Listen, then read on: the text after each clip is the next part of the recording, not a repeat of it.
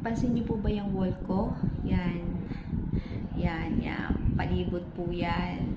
Yan. Yung pa po. Ayun. Yan. Yan po ay yearly. Lagi pong palit ako ng pinta kasi yan na po ang ginagawang board ng aking mga duties. Siyempre po, lahat puro sulat po yan. Iba-iba, lapis, crayon, marker, pentel pen, yan. As in po talagang punong-puno lagi yan ang sulat. So, dapat po talaga yearly ako magpipinta.